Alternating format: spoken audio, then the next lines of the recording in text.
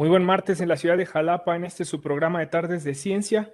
Estamos con la séptima charla de este primer periodo que traemos para ustedes para este año 2021. Estaremos transmitiendo en vivo desde el Facebook de Sábados en la Ciencia y desde esta sala virtual. Les damos saludos afectuosos la doctora Gladys Yáñez, un servidor Rodrigo López y el doctor Ángel Trigo Landa, quienes estaremos atendiendo aquí la sala de Tardes de Ciencia, Gladys a través del Facebook y un servidor desde esta sala de tardes. Para ver y escuchar correctamente la charla, sugerimos que mantengan apagadas sus cámaras, deben estar en rojo. Si ustedes quieren decirnos algo, por favor levanten la mano en el panel de participantes y con mucho gusto les daremos la voz o pueden dejarnos sus preguntas a través del chat. Después de la charla virtual tendremos 5 minutos para hacer una pausa para la salud con personal del SciSub, quienes nos apoyarán con esta dinámica tan importante hoy en día que estamos en nuestras casas y pasamos gran parte del tiempo en línea. Ahora nos vamos en directo con el doctor Ángel Trigo Landa, director general de investigaciones, quien hará la presentación de nuestro ponente del día de hoy. Adelante, doctor. Muchas gracias, Rodrigo. Muy buenas tardes a todos. Les saluda Ángel Trigos, director general de investigaciones de nuestra querida Universidad Veracruzana. Me da mucho gusto estar de vuelta con ustedes en su programa Tardes de Ciencia, que como saben todos lo organiza la Universidad Veracruzana a través de la Dirección General de Investigaciones en colaboración con la Academia Mexicana de Ciencias.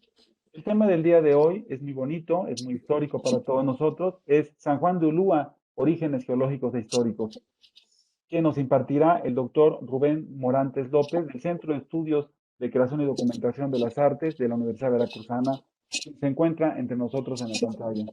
El doctor Morante es maestro en historia y etnohistoria y doctor en antropología con 2 menciones honoríficas en menos de 3 años. Es catedrático en los programas de Historia, Geografía, Contaduría, Administración y Antropología, investigador del Centro, como les comentaba, de Estudios de Creación y Documentación de las Artes de la misma universidad. Pertenece al Sistema Nacional de Investigadores como nivel 2, de investigación, son museografía, historia del arte e historia de las ciencias. Actualmente trabaja en observatorios astronómicos subterráneos y en conocimientos geográficos en Mesoamérica.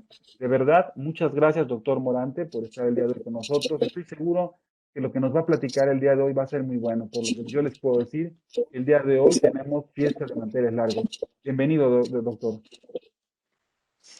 Gracias, doctor Trigos. Le agradezco mucho la presentación. Y si quieren empezamos. Bueno, primero que nada, nuevamente le agradezco al doctor Ángel Trigos, a Gladys Yáñez y a Rodrigo López por haberme invitado y por permitirme compartir estas experiencias y ponencias. Bien, primero que nada, quiero hablar de un marco teórico, ¿sí? Esta presentación busca indagar algunos de los aspectos menos conocidos de San Juan de Ulúa, para lo cual hemos dividido la presentación en 3 apartados. En la primera parte vamos a hablar de la lectura del paisaje de la isla. Yo creo que la lectura de los paisajes nos habla de la historia del paisaje, pero también nos habla de la historia del hombre, lo cual es importante, donde se une la geografía humana con la geografía física, ¿sí?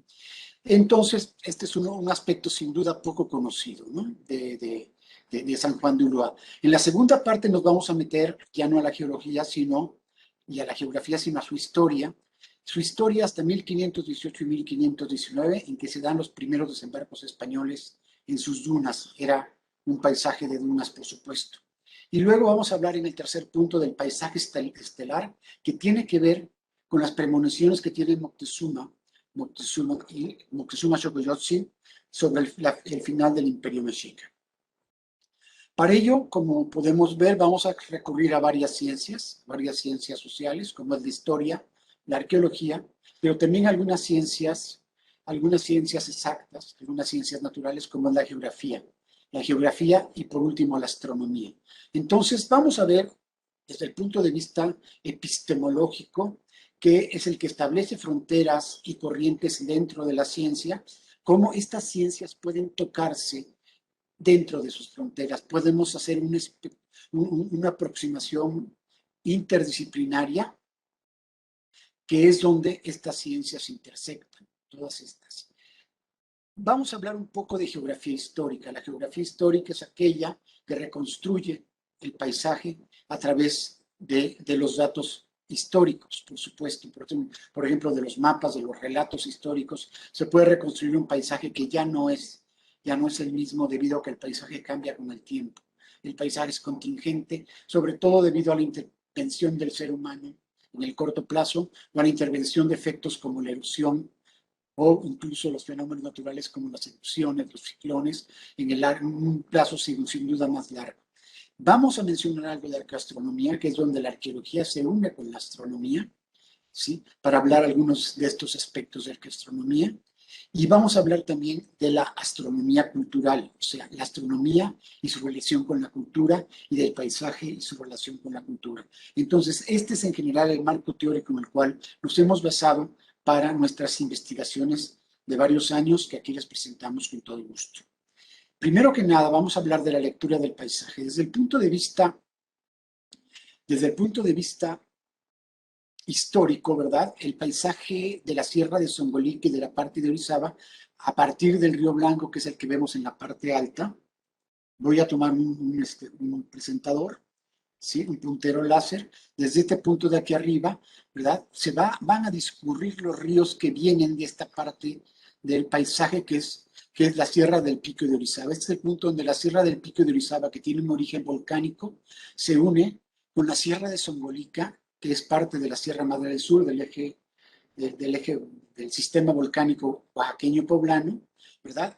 Que es de origen kárstico o de origen sedimentario. Entonces tenemos dos sistemas que se unen y entre ellos el Río Blanco ha tallado esta especie de cañones que se van a ir conformando por la zona de Córdoba y luego van a bajar a la zona de la Cuenca Baja, ¿verdad? Ya en lo que es la Mixtequilla.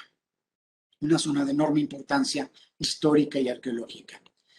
El pico de Orizaba lo tenemos aquí más claro con el Río Blanco, el Valle de Orizaba, algunas paleocuencas del río Orizaba y del Río Blanco que hemos aquí reconstruido, esto le llamo yo las paleocuencas, que luego se cerraron y estos sistemas de paleocuencas se metieron en un sistema endorreico que estaba aquí y que finalmente fue a salir a la zona de Tehuacán y en lugar de irse por la cuenca del Río Blanco, estas paleocuencas se fueron por la cuenca del río Papaloapan. Entonces, como vemos, el paisaje cambia también por cuestiones de tipo geológico. Aquí fueron las placas tectónicas que hicieron presión, hicieron que surgieran todas estas montañas de origen volcánico, ¿verdad? E hicieron entonces que estas montañas kársticas tuvieran también su actuación al elevarse, ¿verdad? Entraran en escena y el Río Blanco se formara por acá. El Río Blanco, aparte del Río Blanco, vamos a hablar en esta presentación de este otro río que va por aquí, por el norte, ¿verdad? Que es precisamente, y este que va acá, los dos, ¿verdad? Que son el río Jamapa. Les vamos a ir viendo en la parte más adelante para ver el origen de San Juan de Ulúa. Tiene que ver entonces con varias cuencas.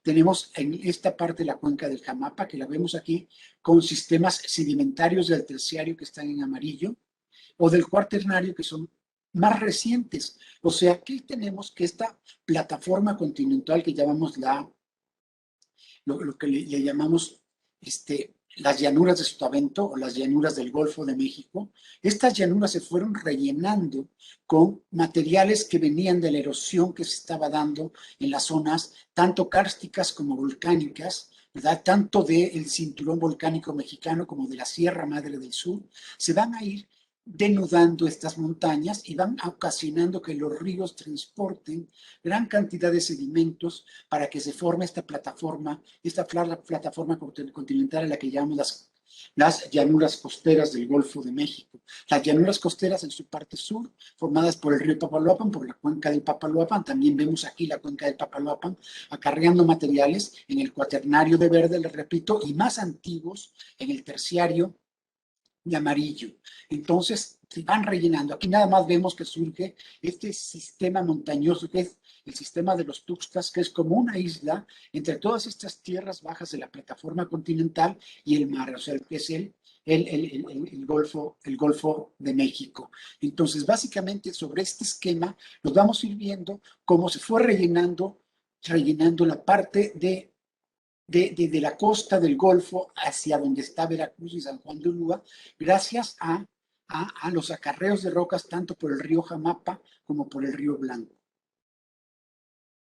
Aquí los tenemos más claros, el río Jamapa surgiendo del pico de Orizaba, más claro que nada, con una corriente que llega muy recta hacia San Juan de Ulúa. Es una corriente que trae gran energía y esa gran energía va a hacer que se rellene parte del mar. O sea, como ustedes ven, las isobatas, que son estas líneas que nos miden la profundidad del mar, se van a hacer mucho más alejadas en todo lo que es la zona de Veracruz actualmente y de San Juan de Ulúa, se van a hacer mucho más alejadas, y estos mares más someros, o sea, más bajos de los que tenemos, por ejemplo, en la cuenca del río Papaloapan, que como ven discurre por muchos meandros, con mucha menos energía, se va haciendo gran cantidad de curvas, estas curvas, ¿verdad? Se van haciendo, y aquí va depositando parte de los materiales y no directamente en el mar como lo hace el río Jamapa. El que el río Jamapa deposite directamente sus materiales en el mar, entonces va a ocasionar que se rellene esta parte del mar, esta parte del Golfo de México,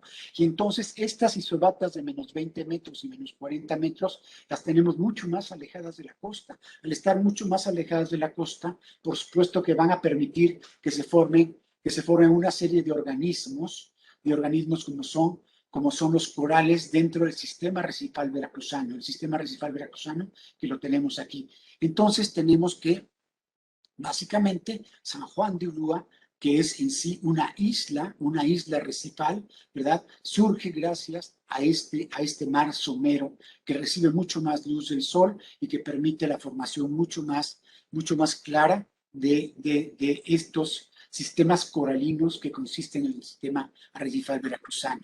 Los mares más someros entonces permiten la formación de este sistema arrecifal, ¿verdad? Y entonces la erosión va a ir formando arenas. Pero arenas de qué color, ¿cómo vemos las arenas en lo que le llamamos, cuando vamos a Veracruz, le llamamos el Cancuncito, ¿no? El Cancuncito y todas estas islas de sacrificios, la isla de en medio, los cayos, ¿verdad? Los cayos o el rizo, por ejemplo, el cayo del rizo, pero todos estos se van a formar con arenas muy blancas. Esa es la diferencia. Estas arenas blancas tanto se forman por la erosión como por la digestión de estos peces de la familia Scaridae. Estos peces son los que les llamamos peces de oro, son peces muy hermosos y que los hemos podido ver con un equipo de buceo debajo del agua. Hemos visto que muerden los corales, los mastican para procesar las algas que tienen adheridas, ¿verdad? Los mastican, es su alimentación, y después los defecan. Esa defecación es una forma natural de la erosión, ¿verdad? Entonces son islas totalmente orgánicas, es una parte de playas orgánicas. Entonces estos miles y miles de años de erosión del sistema arrecifal va a formar estas playas blancas que vemos en la zona. Como vemos, aquí está la isla de Sacrificios, ¿verdad? Más atrás se ve la Isla Verde, a la izquierda está San Juan de Ulúa, y hay otras islas, ¿no? La Isla Blanca, que le llamaron los españoles cuando llegaron. Estas islas les dieron su nombre porque la Isla Verde tenía vegetación, le llamaron Isla Verde, porque la Isla Blanca no tenía vegetación, sino que más bien tenía arenas blancas, le llamaron la Isla Blanca. A la Isla de Sacrificios le llamaron así porque encontraron unos templos donde había unos sacrificados, ¿verdad? En cambio, las arenas que están dando hacia acá, que son de un color gris, de un color un tanto ocre, ¿verdad? Estas tienen un origen geológico, tienen un origen precisamente en las montañas kársticas y las montañas volcánicas que hemos visto con la erosión de las rocas que van llegando más cerca de la costa. Entonces se arrojan estas arenas y son de este color porque no tienen el mismo origen de las arenas blancas, de las arenas de origen orgánico de las islas. Entonces, esta es la diferencia en las arenas de Veracruz, que me parece muy, muy interesante, ¿verdad? Muy interesante porque creo que se da en pocos sitios donde tenemos estos dos orígenes tan cerca. Tenemos las arenas blancas en Cancún, por ejemplo, en toda la costa del Caribe mexicano, ¿verdad? Pero no tenemos arenas de origen montañoso, ¿verdad? En fin, entonces, este origen biótico y abiótico es muy claro en Veracruz. San Juan de Ulúa. Ahora sí vamos a entrar, vimos muy brevemente lo que es la geología, lo que es la geografía, y ahora sí vamos a entrar en la segunda parte de nuestra presentación, que es la historia de San Juan de Ulúa. Y vamos a empezar a hablar por Moctezuma Xocoyotzin, Moctezuma el Xocoyote, el menor, ¿no? Desde su llegada al trono, llega en 1502, Moctezuma, sabe, le dicen ese mismo día que lo encuentran precisamente barriendo el Calmeca, porque él está viviendo en el Calmeca, que está aprendiendo en el Calmeca y aprende muchas cosas, aprende sobre todo de sus dioses, aprende de la religión, aprende de los mitos, pero también está aprendiendo astronomía. Moctezuma es alguien que conoce la astronomía. No es tan sabio como su primo Nezahualpilli, por eso lo consulta continuamente conforme van sucediéndose una cierta serie de eventos más preocupantes cada vez para él. Nezahualpilli muere en 1515, pero antes de ello lo tenemos aquí presente junto con Moctezuma. Moctezuma está a la izquierda, Nezahualpilli está a la derecha, está su nombre de Moctezuma aquí, con este Xiuhtzotzoli, que es esta diadema real, que es como una corona. Está aquí está el nombre de México, Tenochtitlan, Tenoch, piedra, Tenoch, y Nochtli, que es es piedra, Nochtli, que es el nopal, y Tlán, que es este topónimo, ¿no? Que es este lugar, que en este caso tiene la forma de un cerro. Entonces está platicando acerca de las premoniciones que se están presentando. Nezahualpilli precisamente le advierte que algo grave va a pasar, que él también ha visto los cometas, ¿sí? Y también le advierten desde allí mismo a Moctezuma que debe observar sobre todo la Hueytzitlali. La Huey es grande, la gran estrella, y sobre todo en sus apariciones como estrella del amanecer. La Hueytzitlali es Venus, y por eso le llaman la gran estrella. ¿Sí? Huey es grande, Citlali es estrella, porque es Venus. Entonces, para los mexicas era especialmente importante cuando se veía como estrella de la mañana, porque nosotros sabemos que Venus puede verse como estrella de la tarde o como estrella de la mañana, y como vamos a ver más adelante, también tiene ciertos periodos de desaparición, Pero eso lo vamos a ver cuando lleguemos a la tercera parte, que es la que va a hablar de la astronomía. Entonces, desde 1502, Moctezuma sabe que tiene que observar los cielos, porque los cielos les van a decir de algo muy importante que viene, y Nezahualpilli le confirma que se refieren exactamente a la destrucción de su imperio, al final del imperio mexica.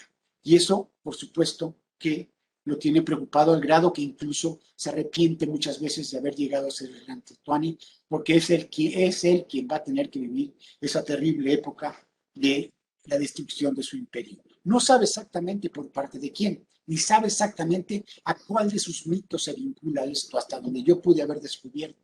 Muchos piensan que desde entonces ya está pensando en Quetzalcóatl, pero no, yo creo que no. Yo creo que lo que hace pensar en Quetzalcóatl es algo que va a suceder más adelante. Aquí tienen las premoniciones, ¿no? Se presentan muchas premoniciones. León Portilla menciona 8 de ellas en especial, pero eran muchas más de 8. Una de ellas, como vemos aquí en el Códice Matritense de Sahagún, ¿verdad? Son dos cometas. Aquí tenemos un cometa como una estrella humeante, y aquí a Moctezuma lo tenemos en el techo de su palacio, que está observando ese cometa, ¿no? ¿Sí? Son estos fenómenos cada vez más frecuentes mientras se acerca cada vez más el año de 1518. Como sabemos, ya los españoles han llegado a las costas del Golfo desde 1517 con la expedición de Francisco Hernández de Córdoba, pero no han llegado al centro de Veracruz. De hecho, ellos pelean con los putunes en la zona de Champotón, en Campeche, y son derrotados, y su capitán, precisamente Francisco Hernández de Córdoba, tiene que regresar a Cuba, y como sabemos por las heridas que lleva, Hernández de Córdoba muere poco tiempo después en Cuba. Entonces mueren muchos soldados y ellos se tienen que regresar. No tocan Veracruz. Moctezuma probablemente se entera de esta llegada de las naos españolas a las costas del Golfo desde entonces, pero no los ha visto ni ha tenido contacto con ellos, ¿sí? Entonces, la principal advertencia eran precisamente estos cometas, o sea que eran el más funesto de los presagios, según le dicen Nezahualpilli. Nezahualpilli, como vimos, ya para 1518 había muerto. Bernardino de Sahagún y Muñoz Camargo coinciden en esas 8 señales que nos relata León Portilla, ¿verdad? La primera se da en Tres Tepas, al año 1508, ¿sí? Y habla de una figura del oriente que desde el pie se iba adelgazando, haciendo una punta que llegaba a tocar el cielo en forma piramidal. Muchos de nosotros, desde Orozco y Berra, hemos pensado que eso se refería a la erupción de un volcán, porque un volcán sí manda una señal triangular, una señal piramidal sobre el horizonte, sobre la atmósfera. Entonces pensamos que pudo haberse tratado de una erupción. Sin embargo, también los tlaxcaltecas la reportan y también la reportan hacia el oriente. Orozco Iberra piensa que es el Popocatépetl, pero el Popocatépetl no está al este de Tlaxcala. El que está al este de Tlaxcala es el Pico de Orizaba. Entonces, lo más probable es que esta erupción de 1508 sea una erupción del Pico de Orizaba. Esa es la primera señal que se da en el año Tlextecpatl, que equivale a 1508. Otro es el incendio del templo de Huitzilopochtli, es otra señal. La caída de un rayo extraño cuando no había tormenta, o sea, otro cometa, un gran viento que hace que se levanten las olas en el lago de Texcoco y que estas olas destruyan varias casas. Y también aparece, por ejemplo, una mujer que sollozaba por sus hijos, que nos recuerda mucho a la leyenda de La Llorona, ¿no? Sollozaba por sus hijos en el agua y nadie la veía. Entonces, estas son algunas de las señales, de las 8 señales que se van viendo en esos años. Entonces, la séptima de ellas nos parece especialmente importante, un ave muy rara, que encuentran en el lago los pescadores que se le llevan a Moctezuma, ¿verdad? Probablemente se llame del Huaquetzal o una galleteta azul, ¿sí? Este es su nombre científico, la Porfírula martinica, y en su cabeza Moctezuma vio una formación de estrellas, ¿sí? Y la última premonición, la octava, fue un personaje con 2 cabezas que relacionaron con Tezcatlipoca. Entonces, esta formación de estrellas ya nos está hablando de que va a haber una conformación de estrellas muy especial en el momento en que se dé el primer arribo de los españoles. A finales de mayo de 1518, como les había yo dicho, el español, el capitán Juan de Grijalva, tiró anclas frente a la desembocadura del río Jamapa. Todavía no llegó a San Juan de Ulúa.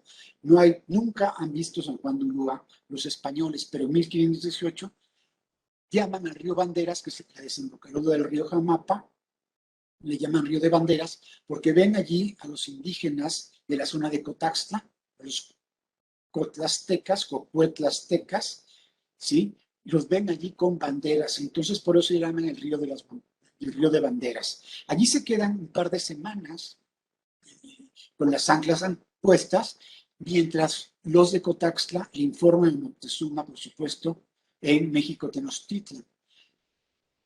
Moctezuma le ordena a Pinot, Pinot es el cacique de los de Cotaxtla, es el cacique de Cotaxtla, le indica que investigue a los recién llegados.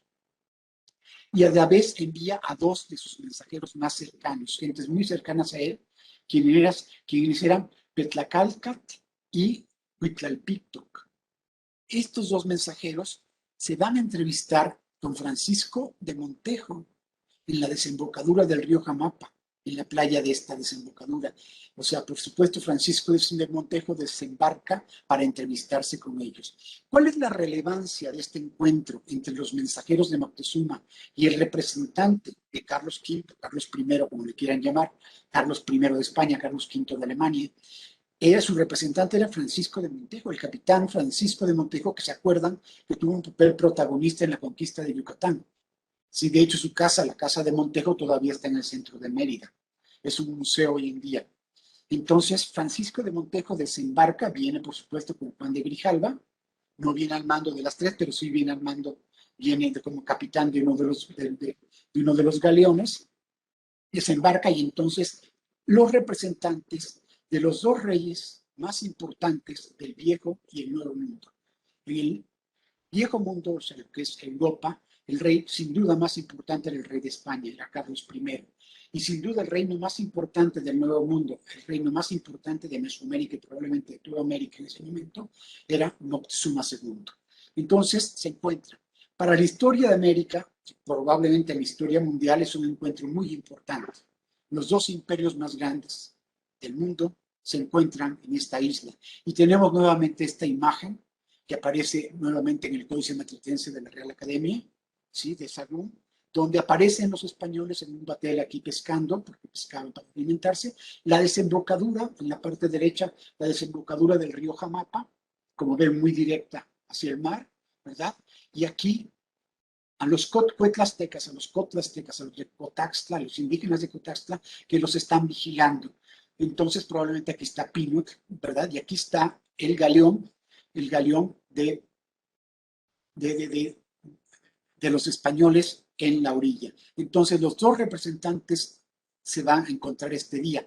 Este encuentro sucedió el 21 de mayo de 1518 y, como ven, precede el que se formule el mito de Quetzalcóatl. Para muchos, los españoles desde aquí empiezan a inventar el mito de Quetzalcóatl, pero eso me parece poco factible. Yo creo que el mito de Quetzalcóatl ya existía, pero fue una interpretación totalmente de parte de los astrólogos mexicas. Hay dos, los astrólogos mexicas y los españoles, sin duda tenían un gran conocimiento del cielo, a raíz de dos escuelas. Primero que nada, del Calmecac de México Tenochtitlan, que era la escuela donde se enseñaba la astrología, la astronomía, el calendario, allí se enseñaba, y por el otro lado la Universidad de Salamanca, ¿verdad?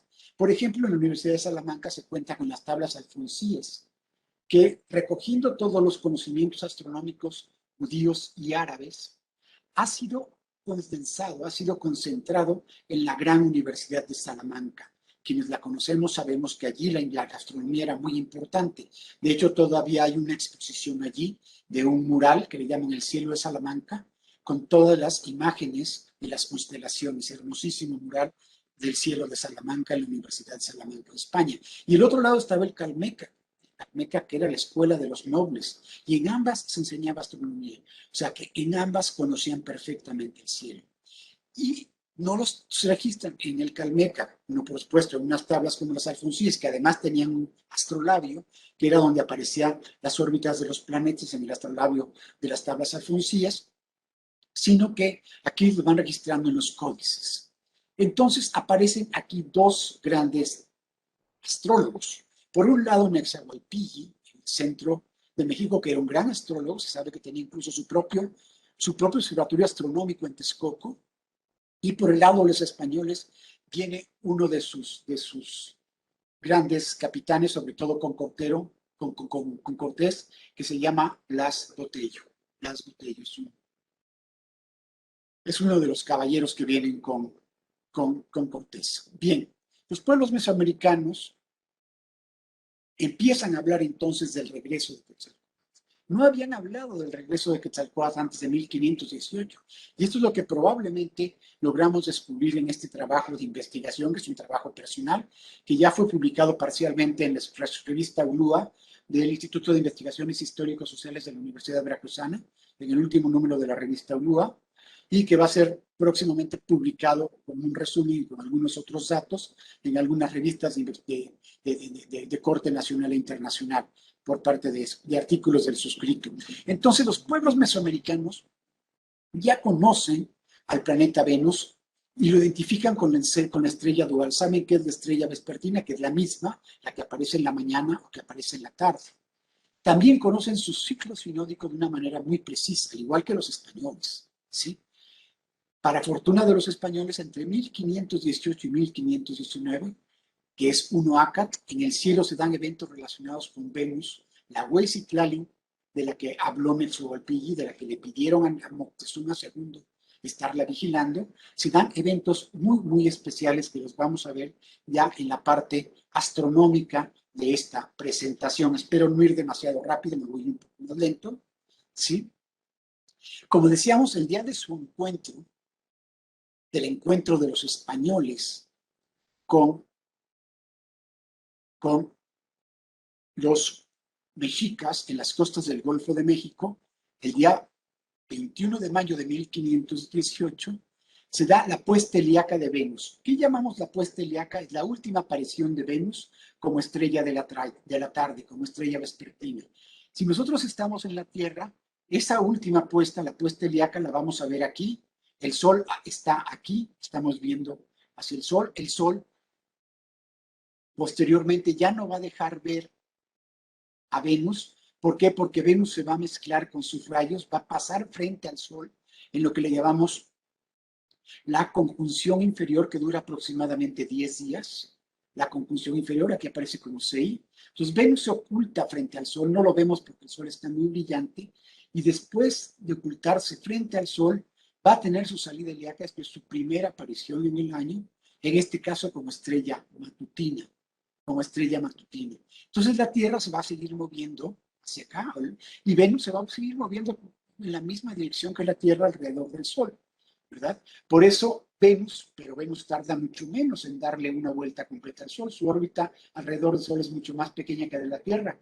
La órbita alrededor del Sol de Venus es de 227 días.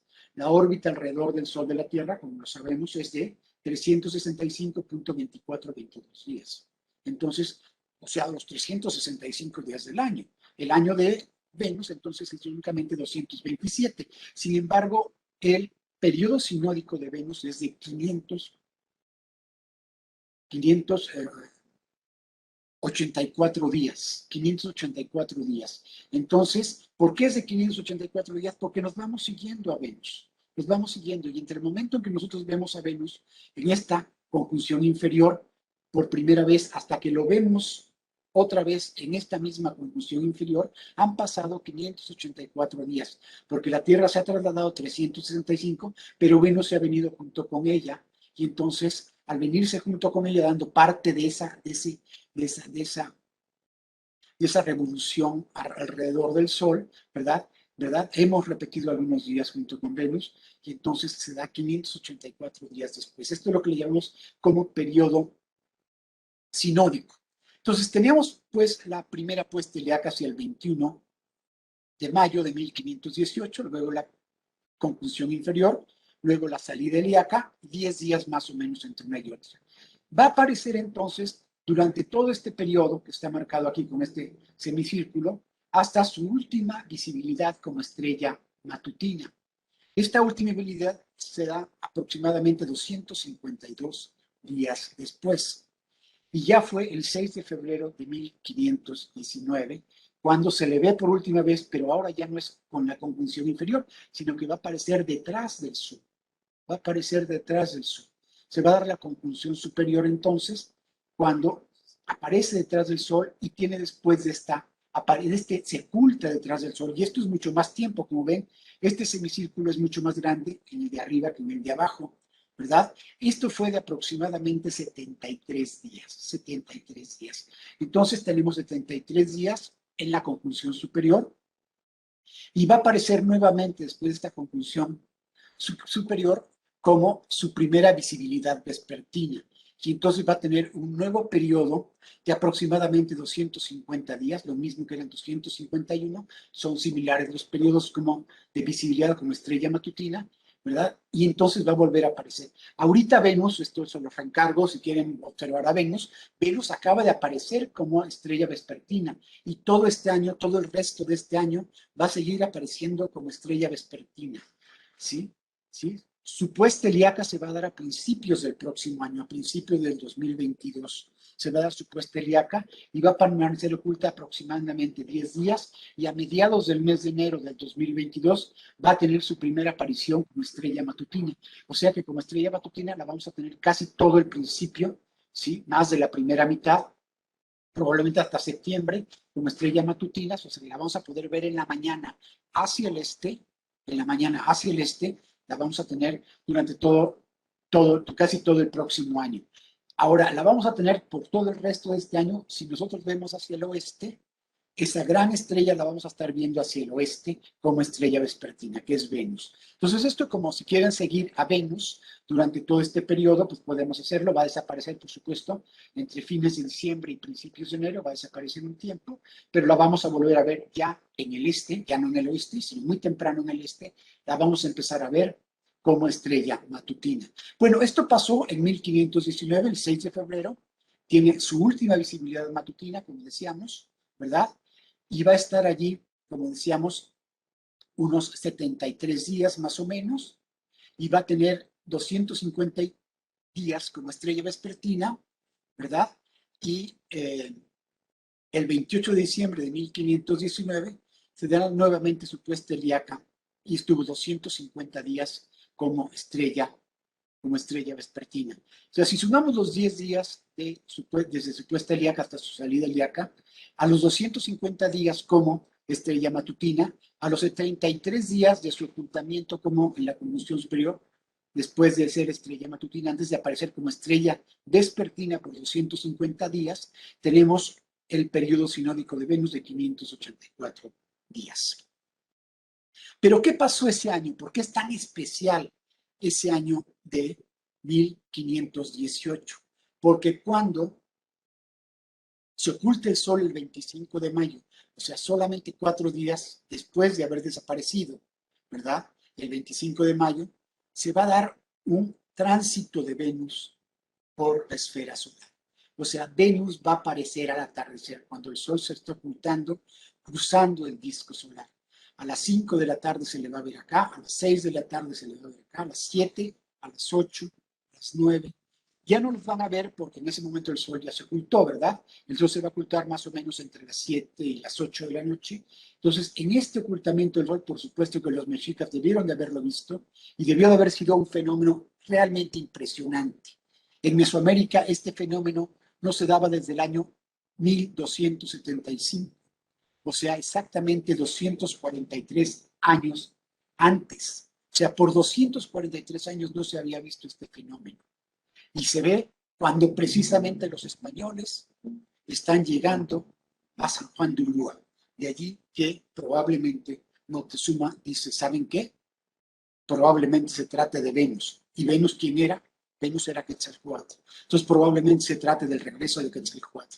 Parece ser que a partir de ese momento Moctezuma se convence de que la leyenda que está vinculada a la llegada de los españoles es precisamente la leyenda de Quetzalcóatl, no antes. Esto es un descubrimiento para mí sumamente interesante. No digo que así haya sido exactamente porque no hay ningún documento que nos lo haya registrado, ¿verdad? Pero esto se dio. O sea, lo que les estoy hablando, esto está tomado del Observatorio de Londres, ¿verdad? Yo lo adapté, por supuesto, para Mesoamérica, porque está tomado del Observatorio de Londres, visto, por supuesto, desde el Observatorio de Greenwich. Ellos lo registran en el Observatorio de Greenwich, pero si nosotros lo registramos con las 6 horas de diferencia para Mesoamérica, tenemos esto exactamente, ¿no? Entonces, este es el cruce de Venus por la esfera solar, un evento importantísimo y que además no era nada, como les digo, no por nada, tenía más de 243 años de no verse en Mesoamérica. Bien, los españoles desembarcan en la isla de San Juan de Ulúa el 24 de junio de 1518 y encuentran un templo dedicado a Tezcatlipoca. Bernal Díaz del Castillo dice Tezcatepuca, porque obviamente está escribiendo los caracteres nahuas como los entiende en español, ¿no? Dice Tezcatepuca, pero no nos cabe duda de que allá había un templo dedicado al dios mexica Tezcatlipoca, que seguramente era un culto impuesto por los mexicas en la costa del Golfo de México. Aquí tenemos una imagen de sacrificios humanos. Lo que había sucedido ahí la noche anterior, o sea, la noche del 23 al 24 de junio de 1518, eran 2 jóvenes que habían sido sacrificados, precisamente en honor de Tezcatlipoca. Esto era, ya probablemente Tezcatlipoca era el opositor de Quetzalcóatl desde aquella leyenda en Tula, en la cual Tezcatlipoca le pone una trampa a Quetzalcóatl y Quetzalcóatl tiene que huir de Tula Jicotitlán, en el estado de Hidalgo, y huye hacia la costa, precisamente hacia la costa del Golfo de México, donde desaparece prometiendo que volverá. Esta es la leyenda que seguramente están reviviendo los mexicas en ese momento. Entonces, es probable que estos 2 jóvenes sacrificados hayan sido ordenados por el propio Moctezuma para propiciar que Quetzalcóatl adquiera más fuerza. ¿Por qué? Porque aquí tenemos una imagen de Tezcatlipoca, por ejemplo, relacionado con la costa, ¿verdad? Aquí está el Zipactli y está una leyenda en que el Zipactli le arranca un pie a Tezcatlipoca. Entonces, aparece en este códice que es el Códice Laud, aparece este Códice Laud, aparece con el pie de Quetzalcóatl en el hocico que se lo han cargado. Probablemente se trata de un cocodrilo, ¿no? Entonces, le ha arrancado la pierna a Tezcatlipoca, entonces aparece aquí. Y aquí aparece otra imagen de Tezcatlipoca con un escudo con 5 plumas, ¿verdad?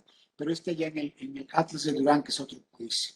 Entonces, Tezcatlipoca es el rival de Quetzalcóatl, sin lugar a dudas. Entonces, le están sacrificando jóvenes ¿para qué? Para que se vuelva más fuerte y que combata a Quetzalcóatl, ¿verdad? Y, bueno, los españoles suponen que llegan 3 días después del solsticio de verano, el día de San Juan. ¿Por qué le llaman San Juan?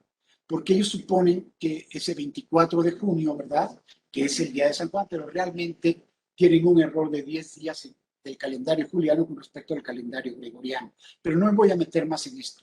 Lo cierto es que ellos piensan que están en el día de San Juan llegando a San Juan de Ulúa. No solamente su capitán, Juan de Grijalva, tiene el nombre de Juan, sino que ellos llegan el día de San Juan. Entonces, por supuesto que la isla se va a llamar Juan, o sea, San Juan, se va a llamar San Juan. Y entonces, el segundo error en el nombre de la isla es que les preguntan a las personas que están allí, que seguramente son quienes hicieron los sacrificios, que son mexicas, no hay duda de ello, ¿verdad? O los que ordenaron los sacrificios, que son calpisques, los que están recogiendo el tributo de Moctezuma en la costa, ¿verdad? Son sus calpisques, les preguntan que cómo se llama ese lugar.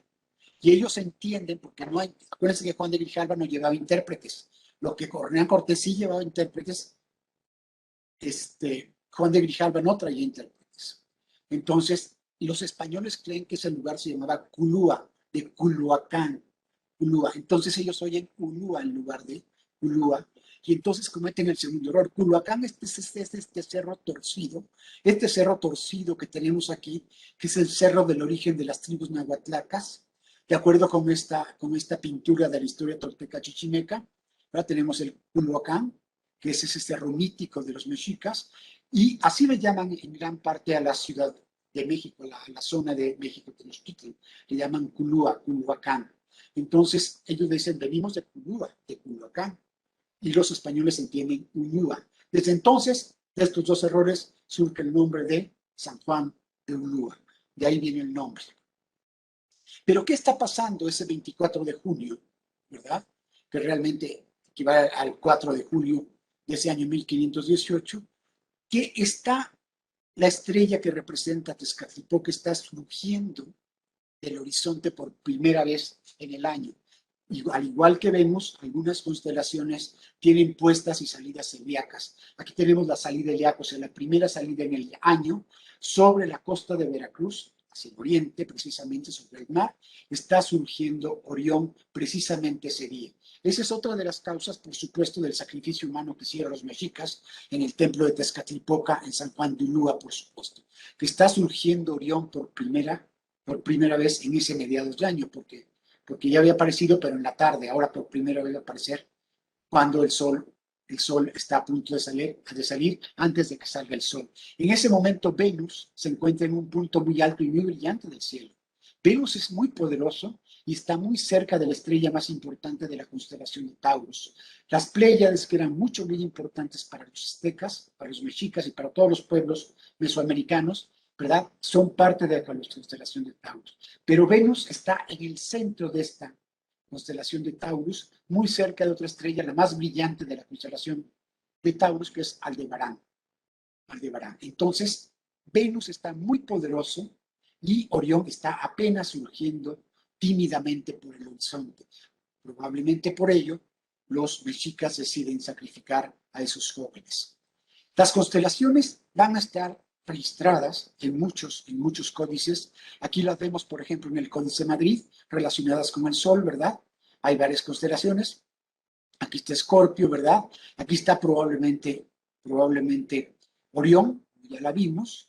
Aquí hay otra que es la serpiente, Serpens Caput, y todas están mencionadas con relación al Sol, que es esta especie de florecita que aparece allí. Entonces los códices van registrando constelaciones y por supuesto van conociendo perfectamente este cielo. Aquí está la banda celeste en la parte de arriba, que la vamos a ver no solamente en este códice, sino en muchos otros códices, en pinturas y demás. Entonces la vamos a ver acá.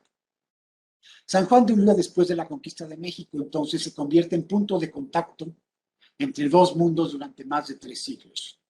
El camino de Cortés entre 1519 y 1520 de Veracruz a México y de México a Veracruz se va a marcar en este punto de contacto, ¿sí?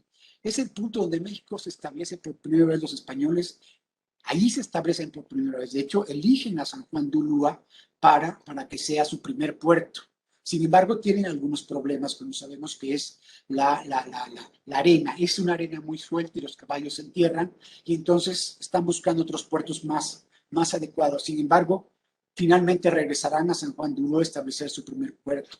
Es su primer gran fortaleza que van a utilizar para protegerse de los piratas, ¿verdad?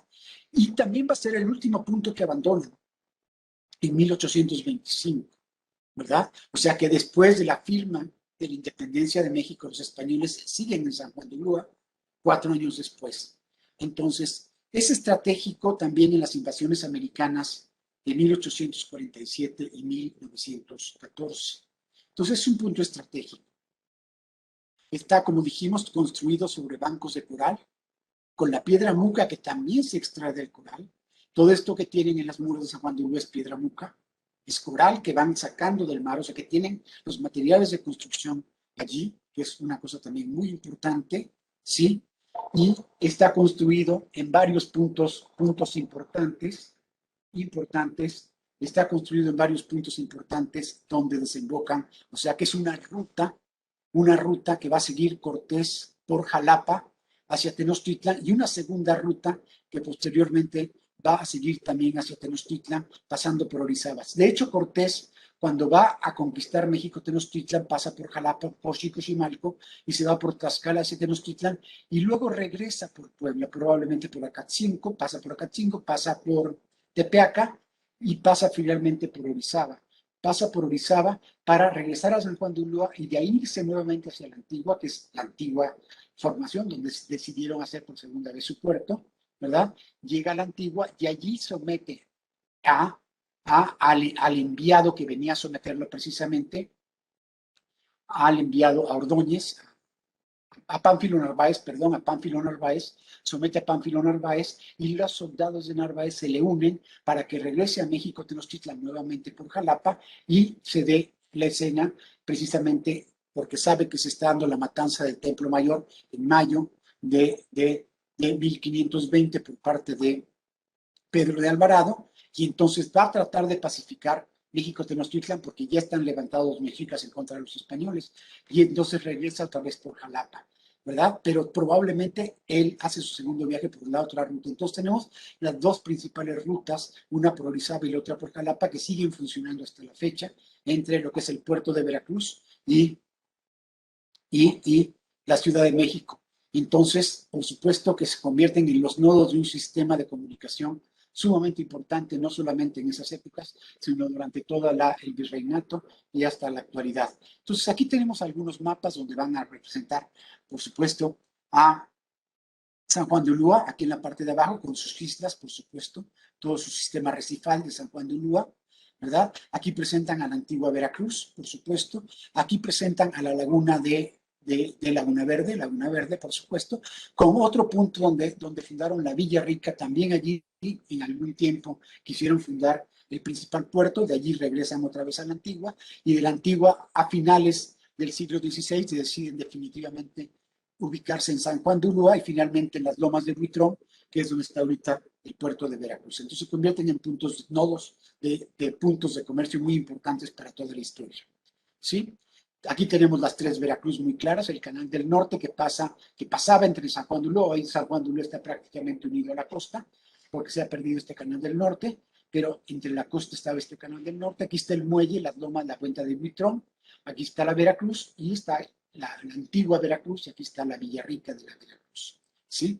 Entonces, aquí aparece, por supuesto, también el volcán de Orizaba, el pico de Orizaba. Fíjense que en este mapa de 1589 está haciendo erupción el pico de Orizaba, ¿sí?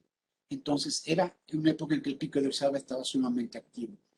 Entonces, en 1825 fue cuando ellos abandonan finalmente San Juan de Ulúa, que la tenemos aquí, que tenemos este canal, el canal del norte, precisamente, ¿verdad? Luego, esto poco a poco la ciudad va a crecer hacia acá, le vamos a ganar terreno al mar y nos vamos a prácticamente a unir a San Juan de Ulúa. En esa época Las naos españolas desembarcaban en San Juan de Ulúa y de allí, en bateles, llevaban las mercancías hasta la costa y de la costa hacia el interior del país.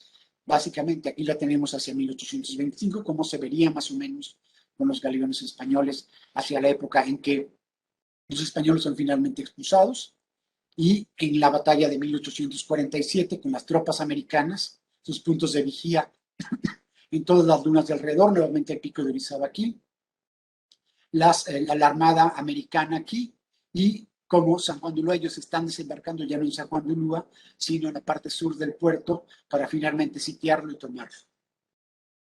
Bueno, pues eso es básicamente lo que quería yo decirles. Tiene un poco más esta ponencia, pero creo que ya con esto tenemos por ahora. Muchas gracias por su atención y gracias a todos por la invitación. Muchas gracias, doctor Rubén. Y bueno, pues antes de dar inicio a las preguntas y respuestas, haremos una pausa para la salud de 5 minutos a cargo de José Ramón Cortés Martínez del SAISUB. Así que les invitamos a participar desde sus casas. Nos pueden apoyar dejando de compartir. Perfecto, ya dejó de compartir. Listo, Ronnie, adelante. ¿Qué tal? Buenas tardes a todos. Vamos a hacer una pequeña pausa para la salud, como lo hemos venido haciendo. ¿Sale? Vamos a ponernos de pie, por favor, y vamos a iniciar con un poco de movimiento a nivel de cadera. ¿Sale? Espero que me puedan ver ahí.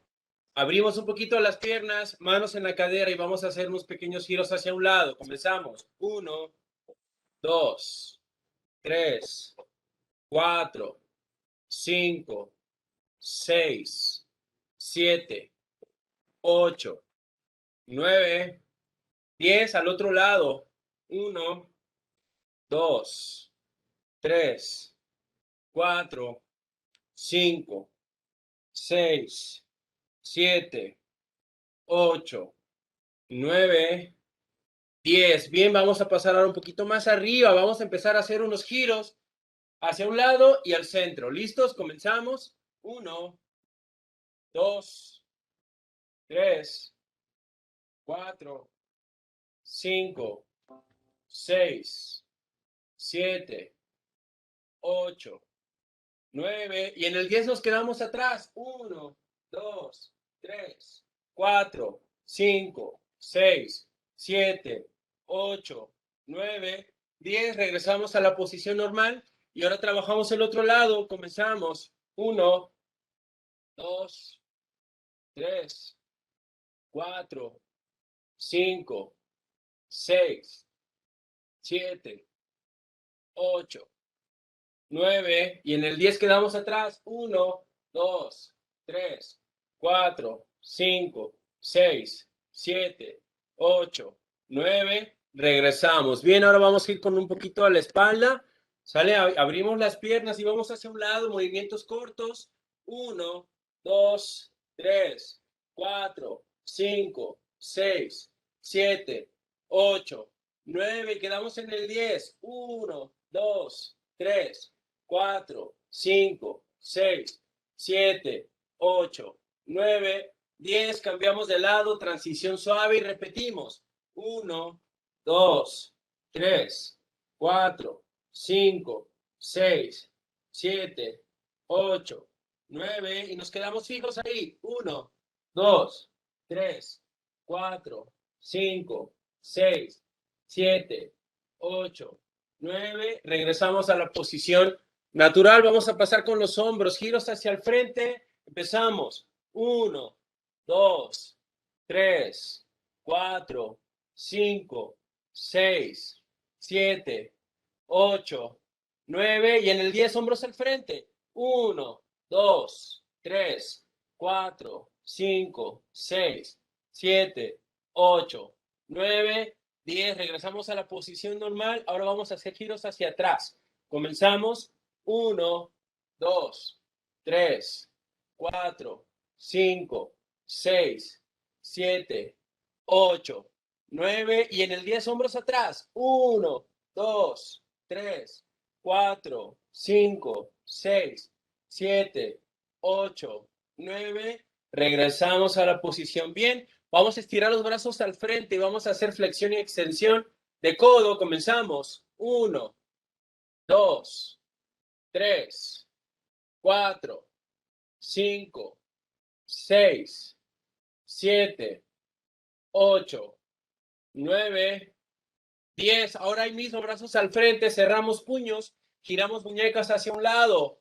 1, 2, 3, 4, 5, 6, 7, 8, 9, 10. Hacia el otro lado. 1, 2, 3, 4, 5, 6, 7, 8, 9, 10. Mantenemos ahí los brazos. Vamos a estirar un brazo, jalamos la mano y mantenemos esa postura. 1, 2, 3, 4, 5, 6, 7, 8, 9. Cambio de brazo, soltamos suave. Ahora estiramos el otro brazo, la parte frontal. 1, 2, 3, 4, 5, 6, 7, 8, 9. Soltamos. Muy bien, amigos, esto ha sido todo por esta tarde. Espero que les haya servido. Que tengan linda tarde todos. Muchas gracias, Ronnie, por tu intervención. Y bueno, damos inicio a lo que son las preguntas y respuestas. Agradeciendo nuevamente al SAISUB por su apoyo para realizar esta pausa y a quienes estuvieron siguiendo los ejercicios desde sus lugares. Bueno, tenemos un comentario, unos comentarios desde el Facebook. Vamos a leerlos. Dice Fabi Carrasco, dice excelente. Eva Martínez, un saludo. Tenemos buenas tardes, nos dice. Tenemos otro comentario de aquí de la sala de tardes de ciencia. Dice Emilce Velasco, dice, desafortunadamente tengo que retirarme, pero mil gracias por la invitación. Espero poder participar en los siguientes eventos. Saludos desde el Instituto Politécnico Nacional de Veracruz. Y bueno, pues les damos también una invitación a todo el programa de Tardes de Ciencia. También si quieren participar, pueden hacerlo. Pueden estar pendientes de la convocatoria que vayamos sacando. O todavía tenemos otras 2 charlas más y para este primer periodo del 2021. No sé si alguien de aquí de la sala de Tardes de Ciencia quisiera levantar la mano o abrir directamente el micrófono. Ya se pueden habilitar. Tuvimos unos pequeños problemas ahí técnicos, pero los pudimos solucionar en su momento. ¿Alguien más que quisiera participar? Tenemos también desde el Facebook a Isbeth Navarrete. Muchas felicidades, muy interesante. Un saludo también Rosario Juan Mendoza, dice muchas felicidades por la presentación, muy interesante. ¿Alguien más que quisiera? Adelante, doctor. Una pregunta, doctor Rubén. ¿Cómo surgió ese aprecio por la ciencia, por la arqueología científica, desde la contaduría? Es algo que siempre yo me he preguntado, porque no sé si todos ustedes sepan, el doctor Morante empezó en contaduría y poco a poco se fue transformando hacia la parte de la arqueología, lo cual es muy interesante. Sí, a mí me ha llamado mucho la atención y sobre todo, pues es admirar cómo gente me comentaba hace mucho tiempo.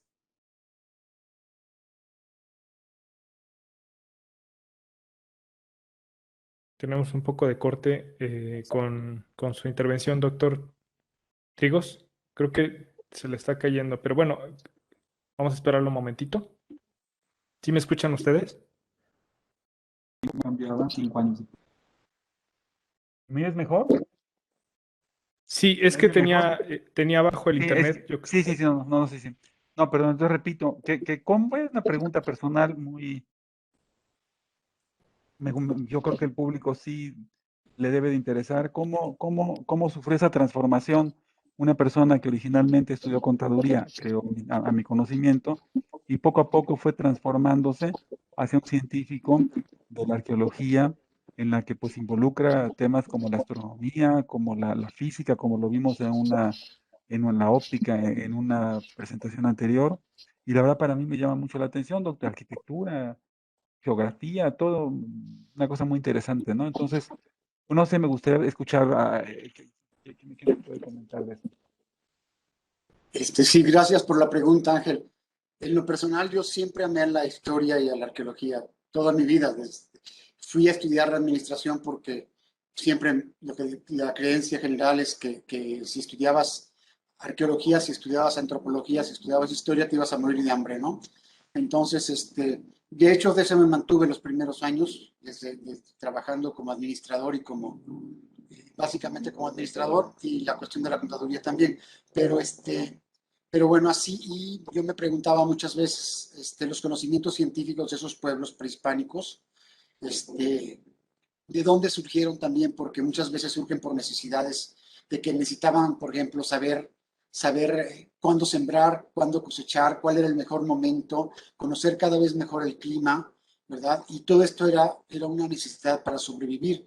Pero cada vez, conforme me he adentrado más y más en los conocimientos científicos, sobre todo relacionados con geografía y astronomía, me doy cuenta de que hay una mentalidad científica en el hombre prehispánico y estoy tratando de presentar todos estos descubrimientos cada vez más y más porque van mucho más allá de la precisión simple que se requiere para conocer el clima, van mucho más allá.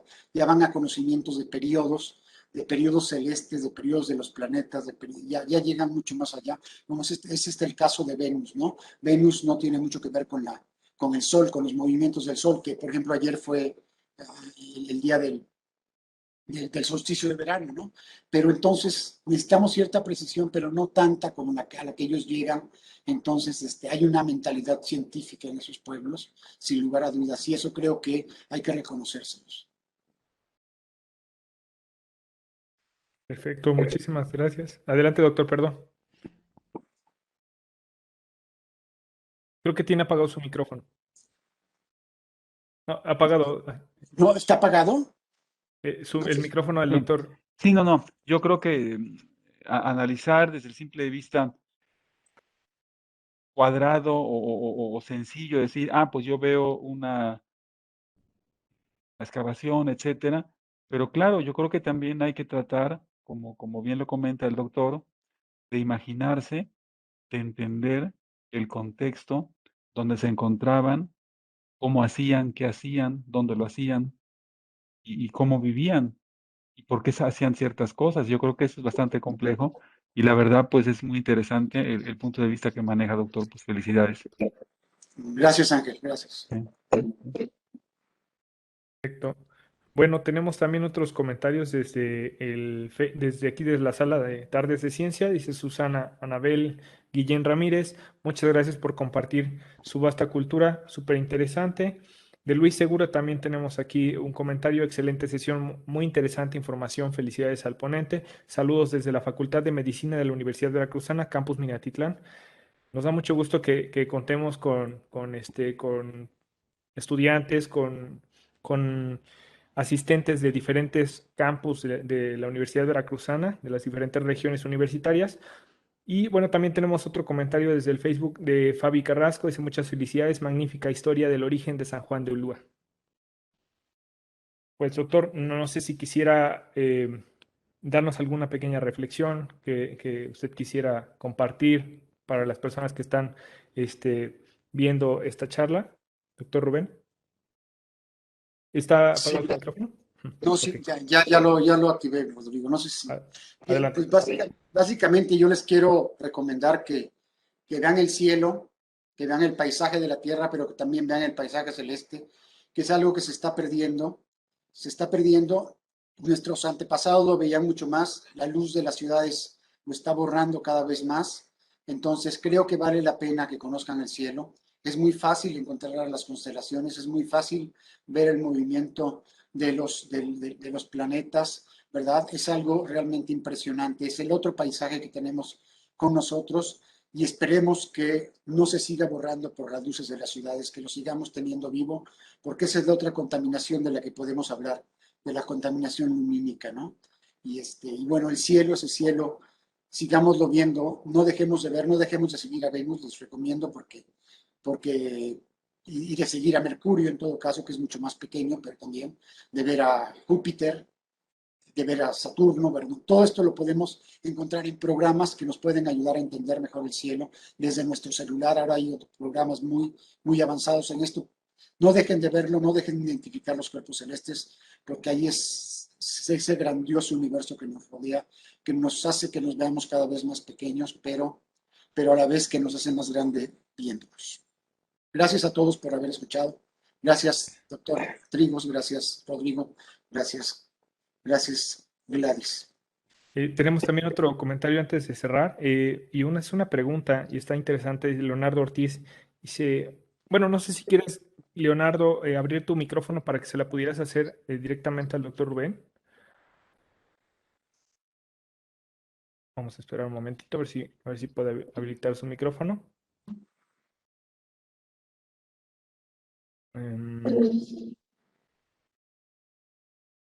Bueno, creo que dice que tiene problemas con el micrófono. No te preocupes, Leonardo, con mucho gusto leemos tu pregunta.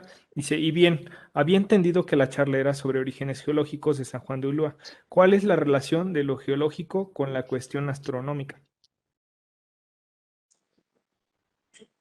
Bueno, no quiero relacionar la geología con la astronomía. Eso creo que no hay relaciones claras de una con otra, ¿no?